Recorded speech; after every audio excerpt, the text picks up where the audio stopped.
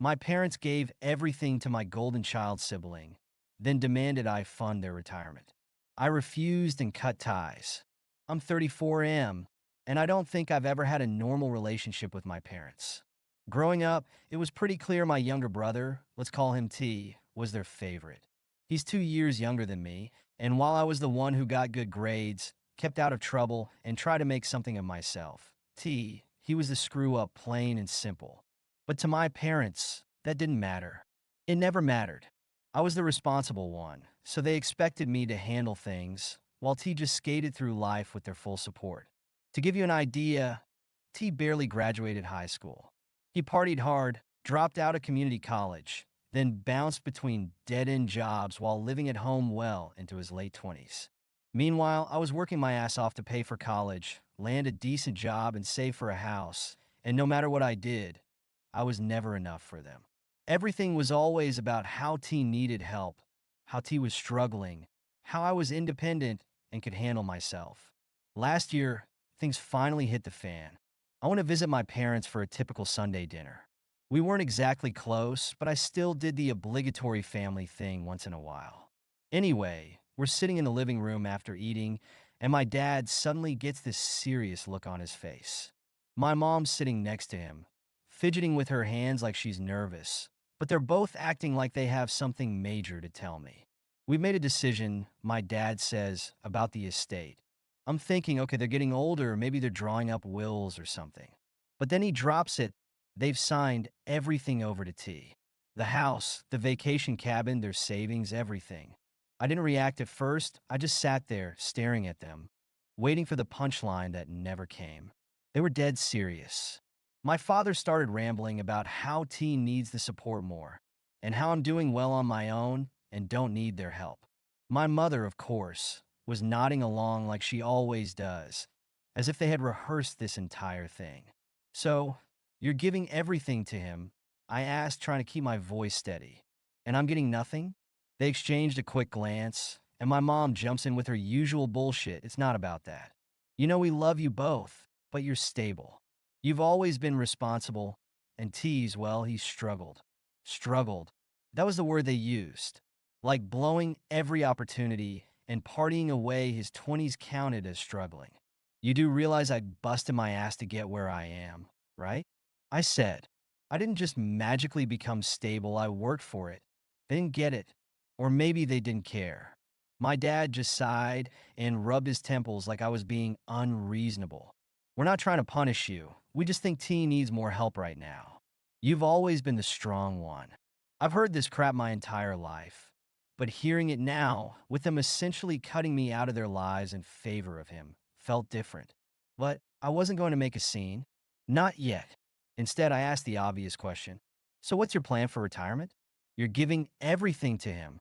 Does he take care of you? My mom shifted uncomfortably, and my dad finally looked me in the eye, though he couldn't hold my gaze for long. We assumed you'd help us out when the time comes, he said, like it was the most natural thing in the world. That's when it clicked. They weren't just giving everything to T. They were expecting me to support them financially when they ran out of money. My brother gets the house, the savings, and the cabin, and I get, what? Their bills? So you're telling me I get nothing except the responsibility of taking care of you when you can't work anymore? I asked, the anger bubbling up. My dad, looking more irritated than apologetic, nodded. You're more equipped to handle it, to still trying to get his life together. It makes sense. I couldn't believe what I was hearing. This is unbelievable, I said. You're rewarding him for doing nothing, and then you expect me to pick up the slack? Are you serious? My mom started crying. Her go-to move whenever things get uncomfortable. It's not like that. We didn't mean for it to come across that way. She sobbed, but the words meant nothing. She wasn't sorry for what they were doing. She was just upset I wasn't falling in line like they expected. No, I said, standing up, you've made your decision. T can have everything, but don't come to me expecting me to clean up his mess or take care of you when things go south. I'm done. I walked out without another word. They called after me, but I didn't turn back. As soon as I got home, I blocked their numbers. I needed space, and I wasn't about to let them guilt me into staying involved in this ridiculous family dynamic. For months, there was silence. No calls, no texts, nothing. I figured they were content letting T blow through their money. But of course, that didn't last. Eventually, I got a voicemail from my mother, sounding panicked. T's in trouble, she said. He made some bad decisions. We need your help. Please call us back. I didn't call back. They wanted me to step in after T had inevitably blown through the money they handed him on a silver platter. No way.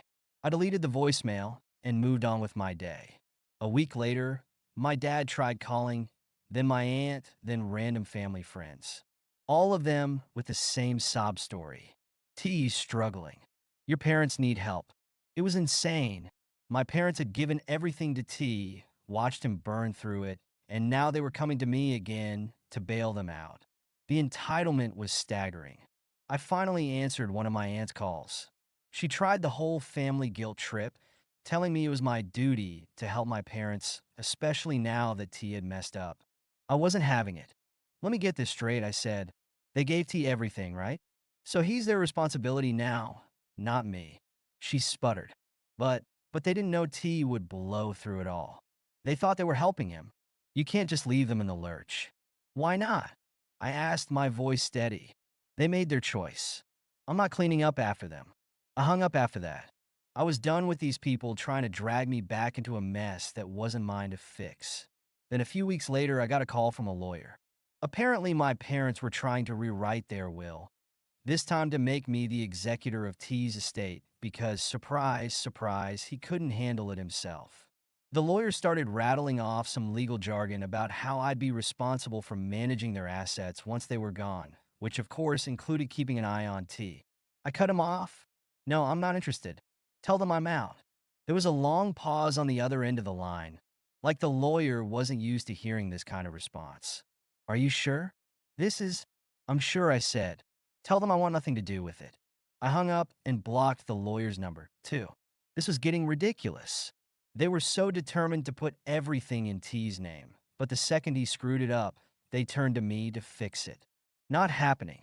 The final confrontation came when my dad showed up at my house, unannounced. I hadn't spoken to them in months, and suddenly there he was, standing on my front porch like nothing had happened. We need to talk, he said, looking serious but not apologetic.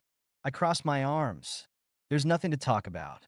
You're being selfish, he said, his tone hardening. You're just going to let your brother fail? Let us suffer? What kind of son does that? I felt the anger rising again, but I kept my voice calm. You gave him everything. You made that decision. Now you're asking me to clean up after him? No, I'm not your backup plan. You don't just turn your back on family. He shot back. This is your responsibility, whether you like it or not. That was it. I was done with the guilt trips, the manipulation, the endless cycle of them expecting me to pick up the pieces. No, I said firmly, it's your responsibility. You gave everything to T, so you deal with him. I'm not your safety net. He looked furious, but there was nothing left to say. I shut the door in his face, locking it behind me.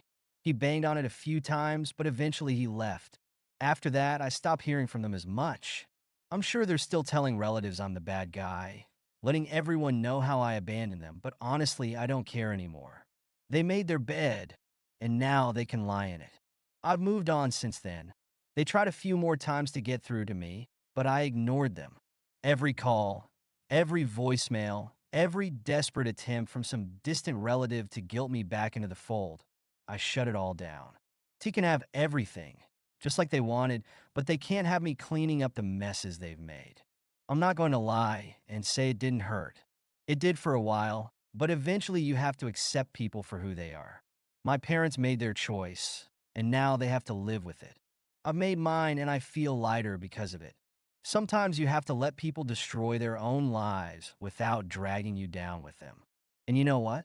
If T's their golden child, he can take care of them when things fall apart. It's not my problem anymore. Thank you so much for listening to my story. If you have any thoughts, I'd love to hear them. So please leave a comment. Don't forget to like and subscribe if you want more stories like this one.